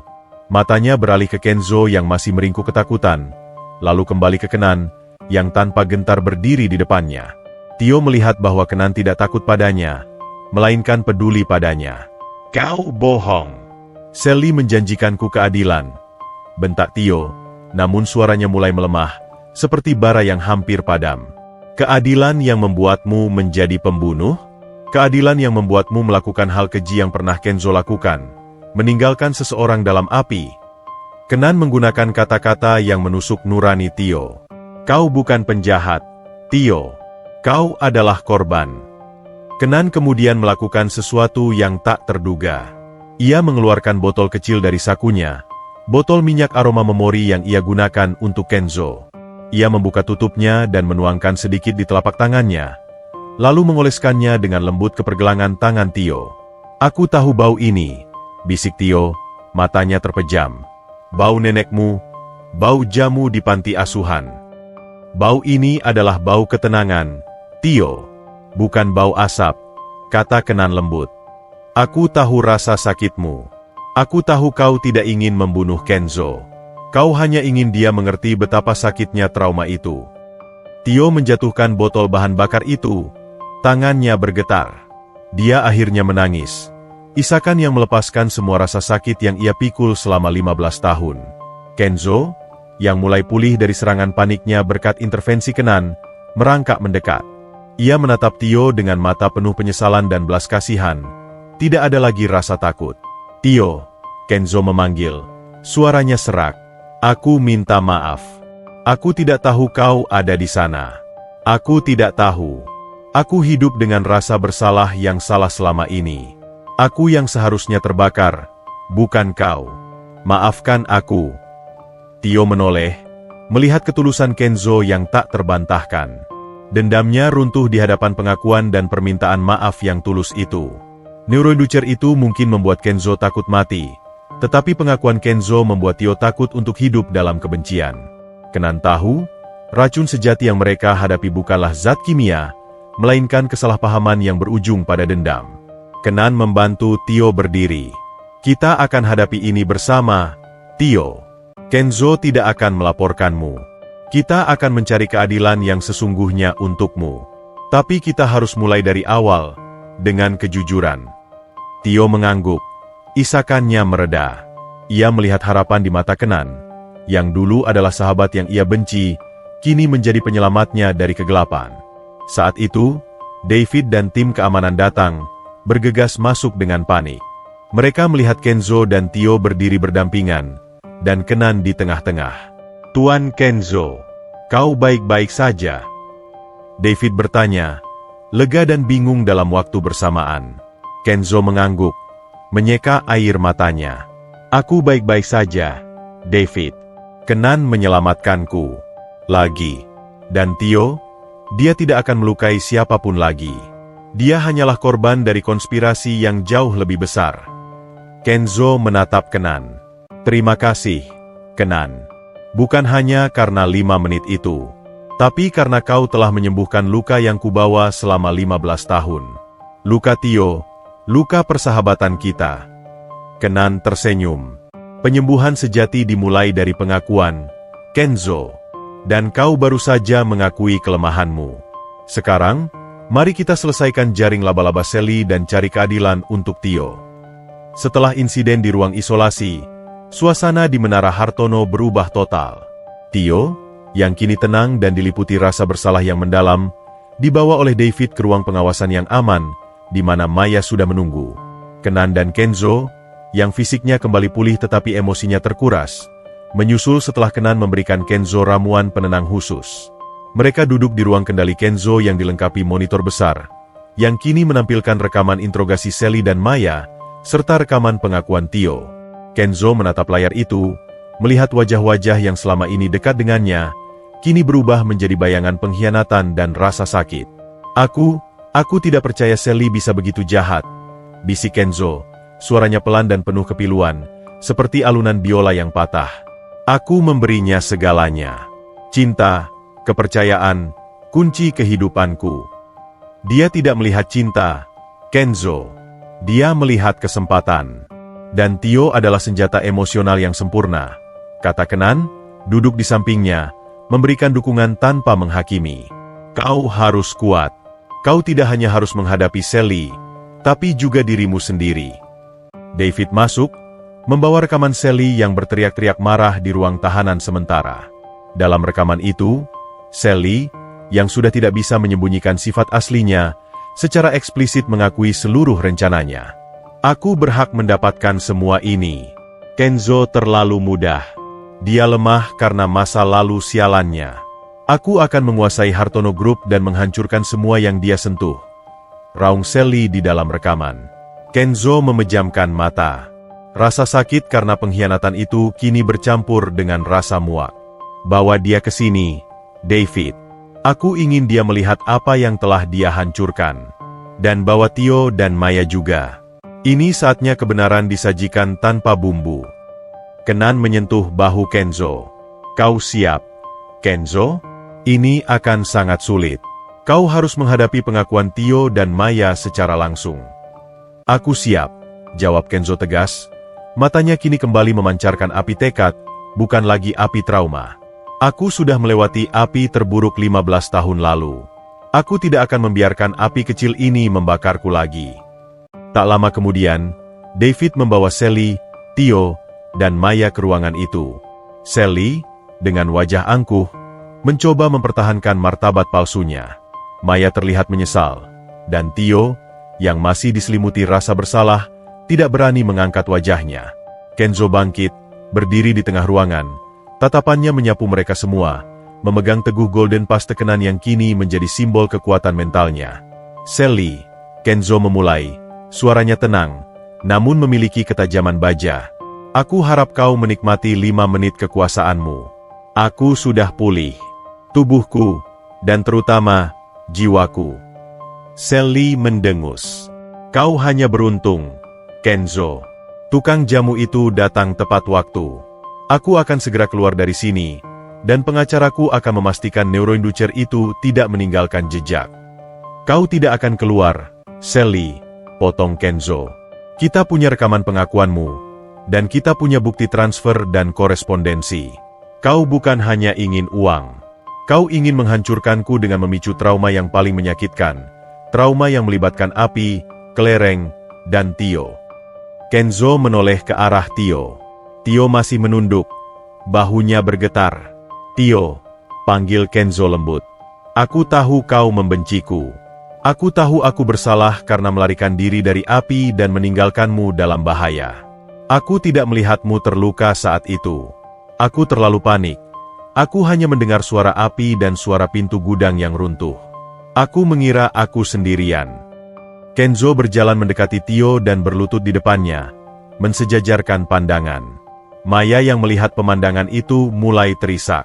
Kenan berdiri di belakang, bangga melihat keberanian sahabatnya. Aku minta maaf, Theo, kata Kenzo tulus. Aku tahu kata-kata ini tidak akan menghapus bekas lukamu. Tapi ini adalah pengakuan yang harus kuberi. Aku hidup 15 tahun dengan rasa bersalah yang salah, dan kau hidup 15 tahun dengan rasa sakit yang nyata. Aku akan menebusnya.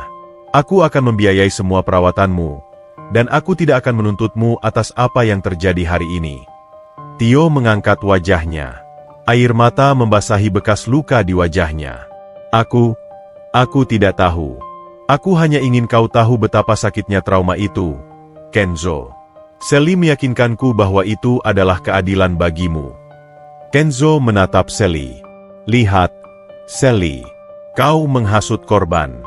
Kau memanfaatkan rasa sakit seseorang demi ambisimu yang dangkal. Cinta yang kau berikan padaku hanyalah bayangan indah yang menutupi niat busukmu. Sally, yang kini kehilangan semua martabatnya, berteriak histeris.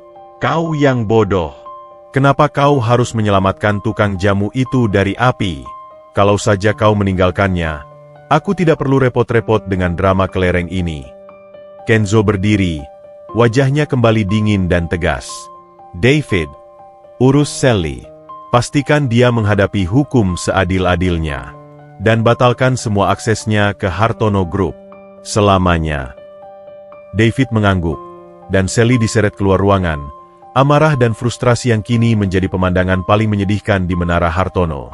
Setelah Sally pergi, suasana menjadi lebih tenang, tetapi masih dipenuhi emosi. Kenzo kembali menatap Theo dan Maya. Maya, kau adalah sekretaris yang loyal, tetapi kau bersalah karena menipu atasanku. Namun, aku mengerti motifmu. Kau membela saudaramu. Aku minta maaf, Tuan Kenzo. Saya hanya ingin dia merasa lebih baik, bisik Maya, air matanya jatuh ke lantai marmer yang dingin. Kenan kemudian melangkah maju. Kita harus jujur, Theo. Pengobatan neuroinducer ini membuatmu merasa lebih kuat, tetapi sebenarnya itu hanya memperparah rasa takutmu. Kau harus menghadapi traumamu secara nyata, bukan dengan membalas dendam. Aku tidak punya uang untuk itu, Kenan, kata Theo pelan. Kenzo langsung menyela. Tangannya menggenggam tangan Kenan. Aku akan membiayai semuanya. Theo, kau akan mendapat perawatan terbaik, didampingi Kenan. Dan Maya, kau akan dipertahankan sebagai staf, tetapi di divisi lain, jauh dari tugasku yang penuh tekanan. Kau pantas mendapatkan kesempatan kedua. Tio dan Maya saling berpelukan, air mata kelegaan dan pengakuan membanjiri mereka. Tio berbalik ke Kenzo, membungkuk dalam-dalam. Terima kasih, Kenzo. Terima kasih karena telah percaya. Dan Kenan, terima kasih karena telah menyelamatkanku dari diriku sendiri. Kenan tersenyum lembut. Kita semua adalah korban, Tio. Sekarang, mari kita pulih bersama. Kenzo kemudian menatap Kenan. Tatapannya penuh rasa syukur yang tak terhingga.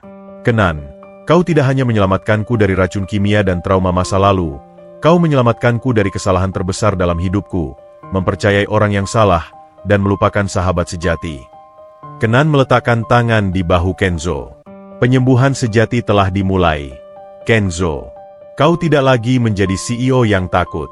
Kau telah menjadi manusia seutuhnya. Mereka berdua berdiri, merasakan kembali ikatan yang terjalin sejak kecil, kini diperkuat oleh badai konspirasi yang baru saja mereka hadapi. Kenzo telah menyelesaikan pertarungan dengan pengkhianatan terdekatnya, dan kini, saatnya untuk membangun kembali fondasi kehidupan dan persahabatannya. Setelah gejolak emosional di ruang kendali, keheningan akhirnya turun di Menara Hartono, namun keheningan yang berbeda, bukan keheningan yang mencekam, melainkan keheningan pasca badai yang membawa pembersihan. Sally sudah diserahkan kepada pihak berwajib, dan Tio, didampingi Maya, mulai menjalani konsultasi trauma dengan tim medis yang ditunjuk Kenzo. Kenzo, Kenan, dan David kini berada di kantor CEO yang luas, menatap panorama kota yang tampak tenang, seolah tidak pernah ada drama nyaris kematian di sana. Kenzo duduk di kursi besarnya, bukan lagi sebagai penguasa yang terisolasi, melainkan sebagai manusia yang baru menemukan kembali fondasi dirinya. Aku tidak pernah tahu betapa rapuhnya kekuasaanku, gumam Kenzo, tangannya memegang cangkir teh Kenan yang mengepulkan uap herbal. Aku membangun kerajaan di atas pasir, Kenan, dan fondasinya adalah rasa bersalah yang keliru. Kekuatan sejati bukan di gedung ini, Kenzo, tapi di ketulusan hati. Kau baru saja memenangkan pertempuran terbesar dalam hidupmu dengan meminta maaf pada Tio, ujar Kenan. Ia kini bertindak lebih seperti konsultan spiritual bagi Kenzo, daripada sekadar tabib. Namun, jaringan Sally belum sepenuhnya terputus. Setelah David, matanya menyapu laporan yang tergeletak di meja. Sebagai wali sementara, Sally sempat membuat beberapa keputusan penting, menunjuk beberapa kroni ke posisi strategis, terutama di divisi keuangan dan dewan direksi. Mereka adalah sisa-sisa neuroinducer itu, Kenzo menyimpulkan. Sally tidak bisa bergerak sendirian. Dia membutuhkan mata dan telinga di dalam. Mereka didorong bukan oleh dendam, melainkan oleh janji keuntungan finansial dari Hartono Group yang melemah. Kenan memandang Kenzo dengan tatapan serius. Ini adalah ujian terakhirmu, Kenzo. Kau sudah menyembuhkan hatimu. Sekarang, kau harus menyembuhkan bisnismu. Kau harus membersihkan jaringan pengkhianatan ini tanpa ampun, tanpa emosi, dan tanpa rasa takut. Aku tidak akan mengulang kesalahan yang sama, tegas Kenzo. Raut wajahnya kembali ke mode CEO yang disegani, namun kali ini lebih berwibawa. David, aku ingin kau segera membentuk tim investigasi internal. Targetkan semua orang yang diangkat Sally dalam 1 bulan terakhir. Kita akan buktikan bahwa mereka terlibat dalam rencana pelemahan perusahaan. David mengangguk. Tentu, Tuan. Kita akan mulai dari Direktur Keuangan yang baru, Rico. Dia terkenal sebagai tangan kanan di perusahaan saingan Sally. Kenzo berdiri, berjalan ke jendela, dan menatap pantulan dirinya di kaca. Hartono Group tidak akan lagi menjadi tempat bagi ambisi gelap. Ini akan menjadi tempat yang dibangun di atas kejujuran. Dan aku akan memulainya dengan satu keputusan penting. Kenzo menoleh ke Kenan. Matanya berbinar. Kenan, aku ingin kau menjadi bagian dari perusahaan ini. Bukan sebagai tukang jamu pribadiku, tapi sebagai kepala divisi kesejahteraan holistik. Kau akan bertanggung jawab untuk memastikan setiap karyawan Hartono Group sehat, bukan hanya secara fisik, tapi juga mental dan spiritual. Kenan tersenyum. Tawaran itu jauh melampaui apa yang pernah ia bayangkan. Aku tidak pernah mencari jabatan tinggi, Kenzo. Aku hanya ingin menjalani hidup tenang. Kedamaianmu adalah warisan terbaikku, Kenan. Aku tidak mau kau kembali ke warung jamumu yang sunyi dan menghilang lagi. Kita adalah tim sekarang. Aku butuh jangkar di tengah topan. Pikirkan saja ini sebagai golden paste dalam skala korporat, desak Kenzo. Dengan ilmumu, kita bisa menciptakan lingkungan kerja yang tidak akan pernah menghasilkan orang-orang seperti Sally. Kenan merenung sejenak, melihat ketulusan di mata Kenzo. Tawaran itu bukan tentang uang, melainkan tentang kesempatan untuk menyebarkan penyembuhan yang lebih luas. Baiklah, Kenzo, aku terima. Tapi aku punya syarat, kata Kenan. Apapun itu, balas Kenzo. Pertama, Tio harus dipekerjakan kembali setelah pemulihannya. Beri dia pekerjaan di bidang yang bisa memberinya kedamaian, bukan tekanan, pinta Kenan. Kedua, aku ingin sebagian besar anggaran divisi ini dialokasikan untuk pembangunan kembali panti asuhan kita, dan untuk program terapi trauma bagi anak-anak jalanan. Wajah Kenzo bersinar. Itu bukan syarat, Kenan. Itu adalah kehormatan. Kita akan membangun panti asuhan itu bersama, dan kali ini, kita akan melindunginya dari api. Beberapa hari berikutnya dipenuhi dengan pembersihan internal yang intens. Tim David bekerja keras, mengungkap satu persatu kroni Sally. Rico, direktur keuangan yang baru, ditangkap setelah terbukti memasukkan laporan untuk mengalihkan dana besar ke perusahaan cangkang milik Sally. Di sisi lain, Kenan memulai pekerjaan barunya. Ia mengubah salah satu ruangan rapat Kenzo menjadi studio konsultasi, dipenuhi aroma herbal yang menenangkan. Karyawan yang awalnya skeptis dengan kepala divisi holistik ini mulai berdatangan, tertarik oleh reputasi pemuda ajaib 5 menit yang viral. Maya, yang kini bekerja di divisi arsip, datang menemui Kenan. Wajahnya terlihat jauh lebih tenang. Tuan Kenan, saya ingin mengucapkan terima kasih lagi. Tio kini menerima terapi, dan dia jauh lebih tenang. Dia bilang, rasa sakitnya mulai terasa seperti luka lama, bukan lagi api yang baru, kata Maya, matanya penuh syukur. Itu bagus, Maya. Tio adalah pria baik yang tersesat oleh dendam. Sekarang, dia menemukan jalannya kembali. Jawab Kenan, sedang meracik teh chamomile untuknya. Apakah Kenzo benar-benar memaafkan kami sepenuhnya? Tanya Maya, keraguan masih terasa dalam suaranya. Kenzo sudah melalui neraka yang sama, Maya. Dia tahu, dendam tidak akan pernah membawa kedamaian. Dia memaafkanmu karena dia memaafkan dirinya sendiri. Kenan tersenyum. Fokuslah pada pekerjaan barumu. Dan Tio akan segera kembali ke Hartono Group, sebagai konsultan keamanan data. Pekerjaan yang tenang dan bebas tekanan. Di ruang kantornya, Kenzo menerima laporan dari David. Semua kroni Sally telah dipecat dan diserahkan kepada polisi. Jaringan pengkhianatan itu telah runtuh. Hartono Group kembali ke tangan yang tepat. Semua sudah beres. Kenzo, Hartono Group sudah bersih. Ini semua berkat kebijaksanaan Kenan, kata David, lega. Ini bukan hanya tentang bisnis, David. Ini tentang hati. Kenzo tersenyum. Kau tahu, racun yang dimasukkan Sally tidak pernah sekuat racun yang kumasukkan sendiri ke dalam hidupku. Rasa takut dan kesalahpahaman. Aku meninggalkan Kenan, dan aku meninggalkan Tio. Aku tidak akan mengulanginya lagi. Kenzo kemudian mengambil ponselnya. Ia membuka album foto lama yang ia simpan di cloud. Foto masa kecil mereka. Kenzo yang berwajah ceria memegang tali layang-layang, dan Kenan yang tersenyum tenang di sampingnya.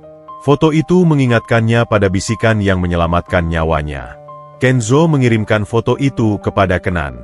Kenan membalas dengan pesan singkat, waktu yang tepat untuk bermain layang-layang lagi.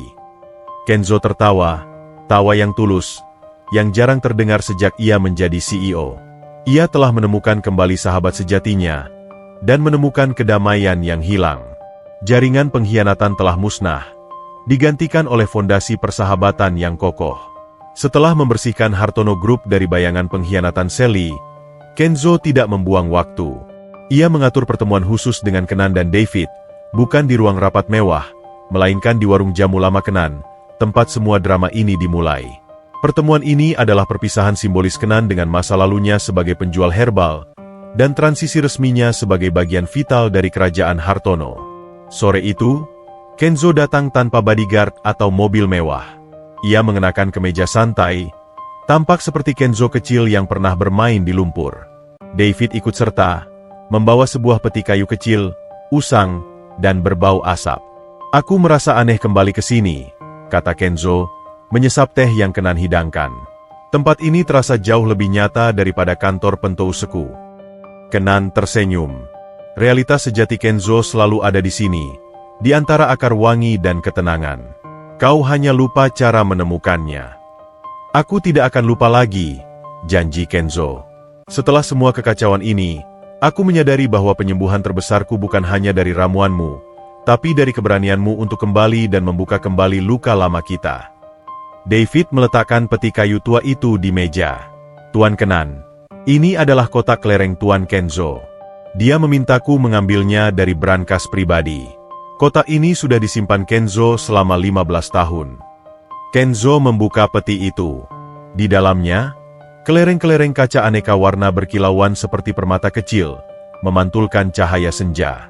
Kenzo mengambil satu kelereng biru, favoritnya. "Aku memegang kelereng ini saat aku lari dari api itu, Kenan," bisik Kenzo. "Setiap kali aku melihatnya, aku ingat rasa takutku, dan aku ingat meninggalkanmu.